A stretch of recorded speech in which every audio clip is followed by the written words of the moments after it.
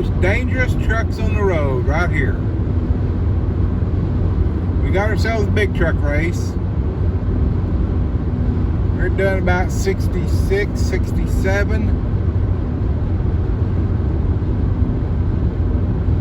We've been in it for about 5 to 10 minutes already. Gotta slow down. I'm doing 68. I'm about to run over them both. Anyway, this is the most dangerous trucks on the road right here. A governed truck is a dangerous truck to the public. For this reason right here. One of the biggest reasons. There comes pick up. He thinks he's gonna get on up there. He's gonna get good, buddy. You're not getting no place. Yeah, halt, gas on it. How far are you gonna get right there? Well, that's about as far as you got right there, isn't it? Old Tex, he gonna get on up there. Yes, sir. Well, I don't know. Why that FedEx truck won't get out of the way? That FedEx truck is going as fast as it can. That truck over on the right is probably going fast as it can. The guy on the right really should get out of it 2 to 3 seconds and let FedEx by. But no. Oh, hell no. Now, granted, it's really not his responsibility to get out of it. But if he had any common sense, he would. But a governed truck is the most dangerous. Now, you watch. He's going to try to squirt around him before he gets over, probably. And the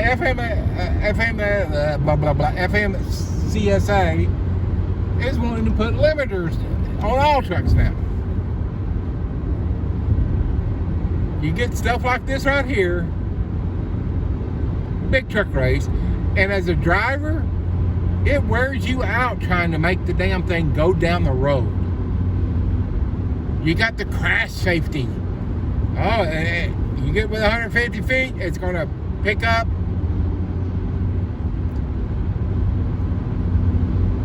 There you go, FedEx. It's going to pick up on the truck in front. See, now FedEx felt like he had to just whip it over, because this truck right here, Sun Transportation Systems, all you had to do was get out of it for 2 to 3 seconds, and FedEx would have been by a lot quicker.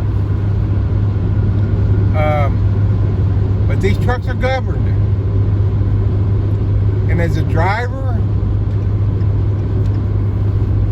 with these crash avoiding systems, picking up on the vehicle in front of you and all of a sudden slowing down, it makes it worse. Some of them will slam on the brakes. Oh, that's really safe. Yeah, let's be going down the interstate and pick up on a bridge or a car that's exiting and think that it's stopped, and we're going to slam on the brakes. Hopefully no one's behind us. I wonder how long it's going to take these ambulance chasers to realize the deep pockets here are the manufacturers and the trucking companies who actually buy these trucks. The only reason we have these type of trucks with those so-called safety features on them is because these mega carriers are wanting to put, or are putting, inexperienced drivers behind the wheel.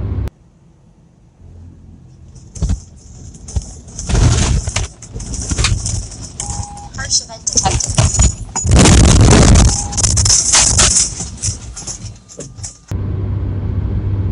Oh, well, we gave them 4 weeks of training. We put them in a truck with all the bells and whistles. Literally, bells and whistles. Beep, beep, beep. Ding, ding, ding, ding. Okay, you know what happens as a driver? You start ignoring that stuff. Because it's constantly going off.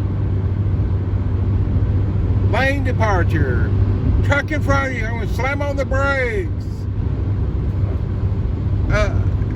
All this so mega carriers can put inexperienced drivers out on the road with the general public, putting them in danger.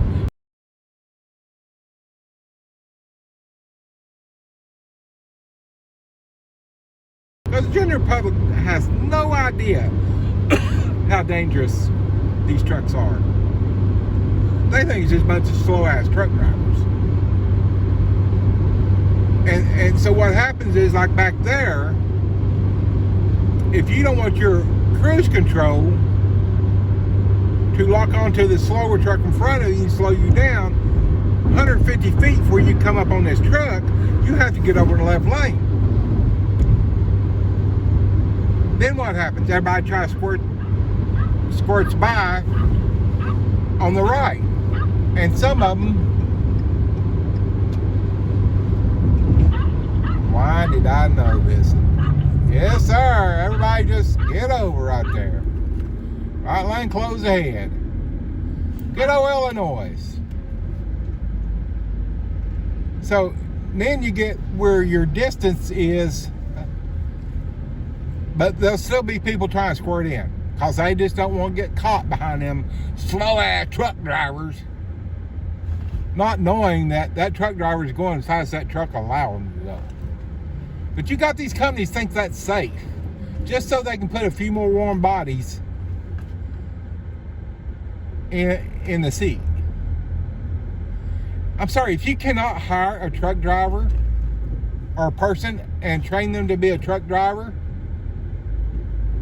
so that they will pay attention what's in front of them without putting their feet on the dash or digging around watching Netflix on their tablet or whatever while they drive, they shouldn't be behind the wheel at all. These trucking companies only train them to pass the CDL.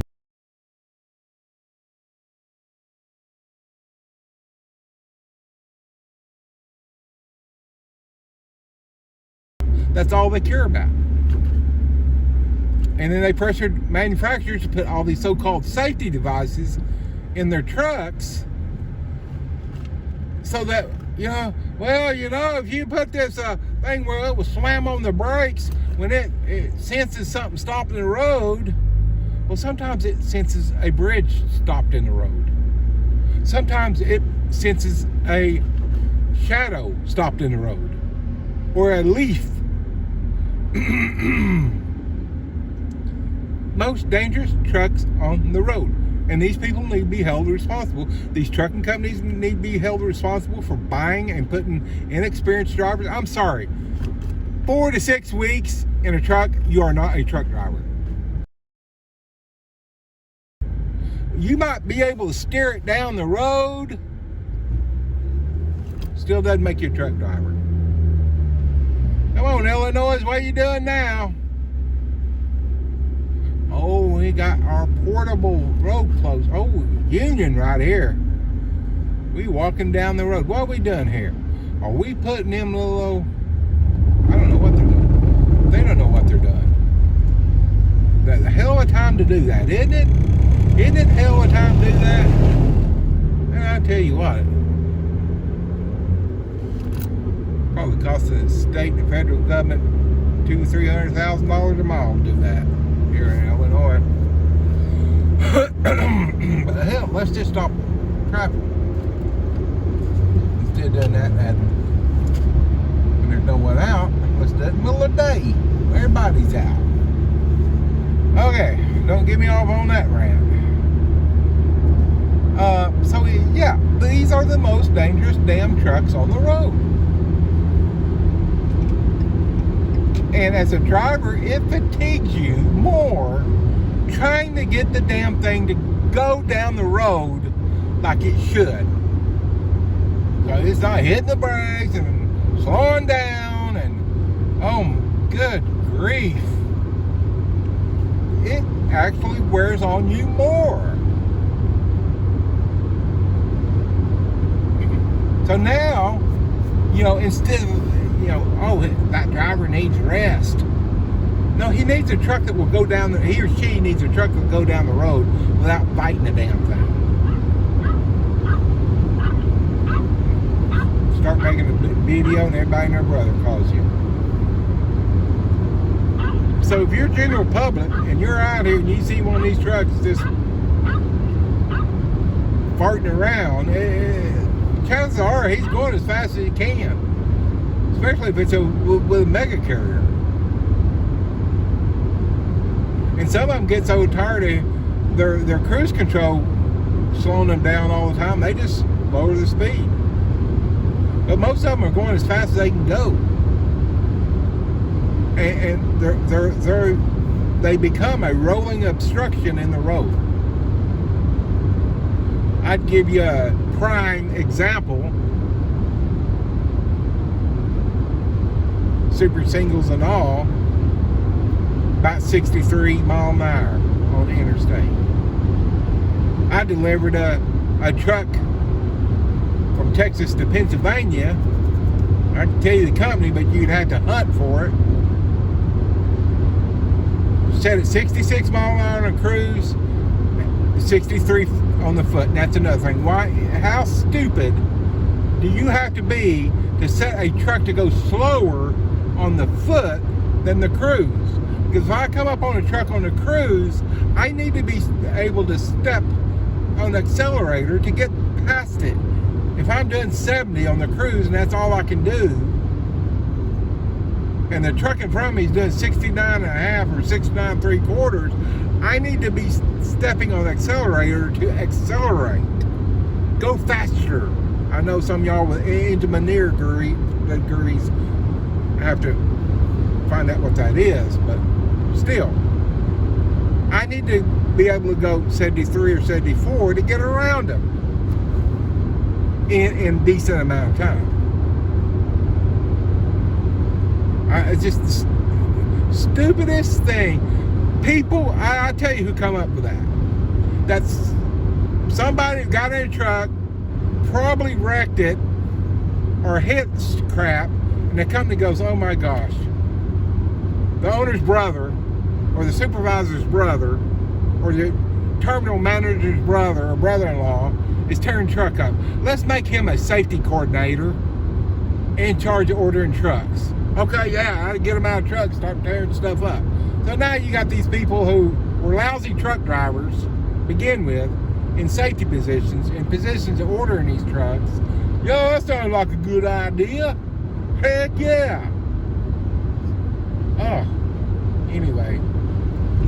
But seriously, I cannot believe some law firm hasn't already jumped in this crap and proven how dangerous these governed trucks are. And now you got the government, well, let's just make them all governed. Yeah, that's real smart. You really fart smellers on that one, ain't you? But anyway, I'm gonna get off here. Ran enough. I drove a governed truck yesterday. There's a restaurant down there. Oh, good grief. I fought that truck all day yesterday. Kept wanting to lock onto the truck in front of me. Just slow down. Or every time I went by a bridge, it'd go beep, beep. You know, it seems like I was getting too close to it. Yeah, got to pretty much go under that bridge to keep on going. But hey, you sound the alarm. There's a bridge there in front of you. Did you see that bridge? You know, oh, good grief. It's just ridiculous. I mean, there's a meter like a clock. The meter's pointing straight up to unsafe. And straight down would be safe. We went all the way around from having safe trucks to having unsafe. All because mega carriers want to put inexperienced drivers behind seats to make an extra dollar.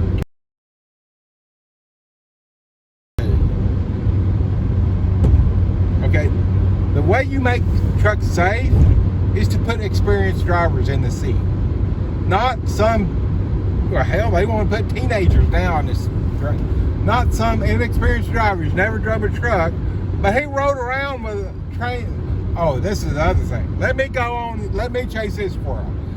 Well, he was with a trainer for 4 weeks. No, they team drove for 4 weeks. One of them slept while the other one drove. So you could say he was with a trainer. And I'm sorry. Just because you was with a company for 6 months, you got 6 months experience, does not make you a trainer.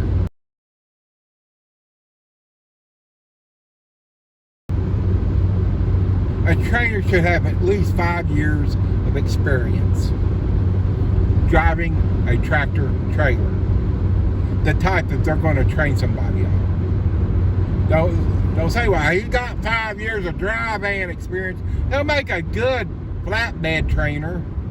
Okay, what are you doing here now? Now, see, you want to buy.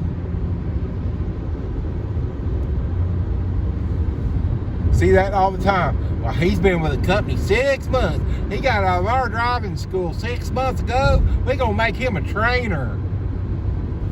Again, all that is, they're wanting to, put people behind the seat. Then they can go to court when somebody runs over. So, well, he was with a trainer for 6 weeks. Well, was the trainer awake and actually training, or was the trainer in the bunk asleep? We don't want to talk about that. We don't want to talk about that. No, you use it as a team driving opportunity to once again make a few extra dollars. That trainer should be awake at all times when that trainee is in training and driving. Shouldn't be in the bunk, shouldn't be sitting over or playing on their phone, should be paying attention and training the trainee. And there's so many things wrong with this industry, and that right there, in my opinion, is the biggest. I've seen trainer and trainee both go in the store and leave the truck in the fuel island while they're in the store. There's no good reason for both of them to be in the store at the same time, especially when you're on the fuel island. Man, I gotta get off here before I rant all day long. Anyway, you law firms are really dropping the ball on it. There's some deep pockets in these truck manufacturers and these companies that are coming up with this unsafe, dangerous crap, the so-called technology that they're putting in the trucks. Can't wait till they get the self-driving ones, right? Well, can't be much worse than what some of these mega couriers are putting on the road. Wow, he was with the trainer for 4 weeks. Trainer slept in the bunk all the time, but hey, he was there. Okay, I'm out of here. Think about it.